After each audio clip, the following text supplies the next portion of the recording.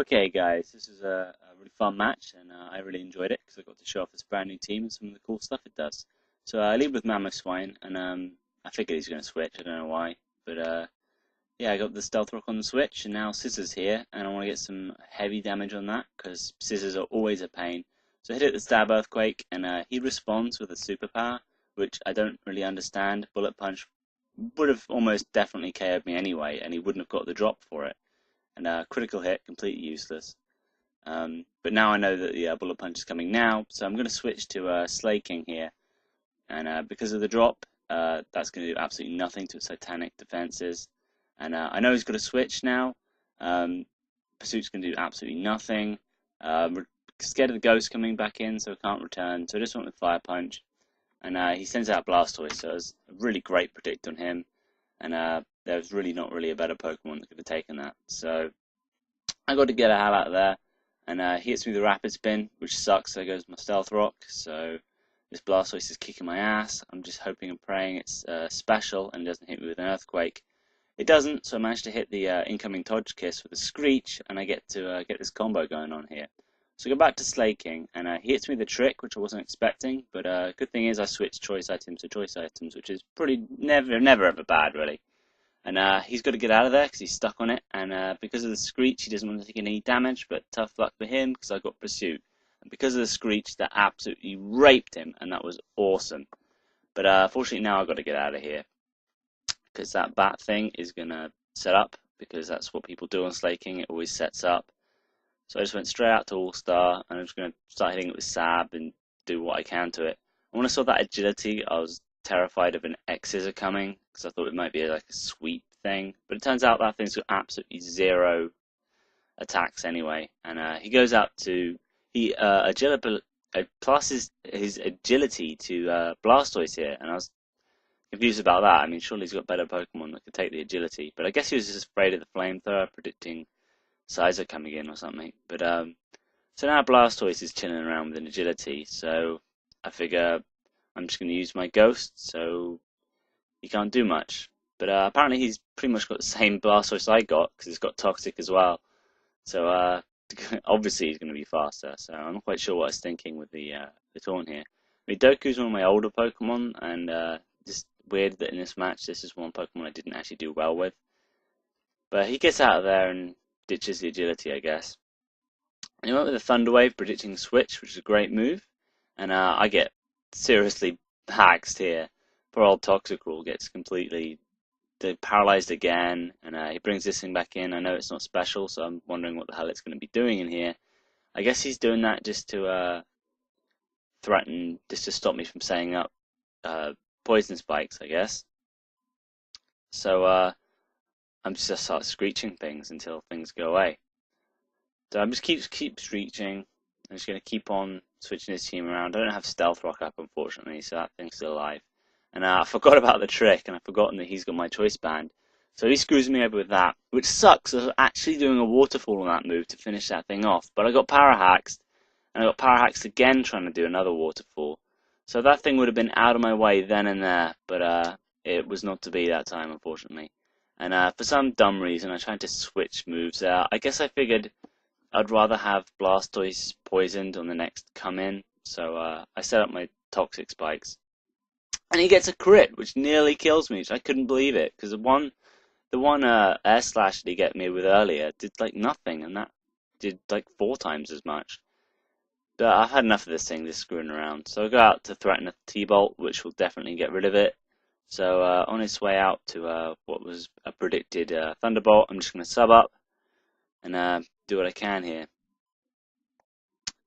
I think he tries to set up on me as well, and I'm just going to bat and pass out to Atlas with the sub, and he sets up a substitute of his own. So Ice Shard's just going to definitely make sure that he's not going to have any chance to bat and pass anything, so he's going to have to get out of there with a empty bat and pass, which is great for me because I'm chilling out behind my sub now, and Toxic Spikes are up. So in comes the Blastoise, and it gets hit by the Toxic, so I figure, hell, I'm on 1 HP, I've got a sub up, so I might as well hit an Endeavour, and that's going to be an insta-kill, because the poison's going to finish it off. And if he wants to Rapid Spin away my spikes, I'm still going to have a sub left, so that's great. and he decides to go for the subs. He decides to go for the get rid of the toxic spikes over getting rid of my sub, which is great for me because he wasn't expecting the Endeavor, and the Endeavor takes out the Blastoise. So now the Rapid Spinner's gone, and he brings out his Ghost because he knows that Endeavor isn't going to affect it. So now that Rapid Spinner's gone, I'm just going to throw up the Stealth Rock and get out of there. I figured at this point it might be Specs, and it turns out it is Specs, so the Pursuit is actually going to dominate it, and there's nothing he really could have done in that situation, especially since I'm now scarfed and faster. So I got him. And he brings out this thing again to set up again on Slaking, which of course I'm just going to get out of there, because I'm just not going to allow that. Because if he gets a agility to that Scizor, then I'm in big trouble, because Aslak can take a Bullet Punch, but it can't take an X-Scissor. So I want to get in there with their Flamethrower before he can do anything. And this is where I start playing pretty badly. Or is he? No, actually, that's not true. He plays really well. He gets my pattern down, and he absolutely dominates me with some great switches here. So I'll take that back. He played well. It's not that I played bad. So I'm taunting around, just doing sucker punches, missing all over the place, and he's doing great because he's getting this toxic stall going on my Ghost here, which sucks for me because this is another thing that might be able to take down the Scizor.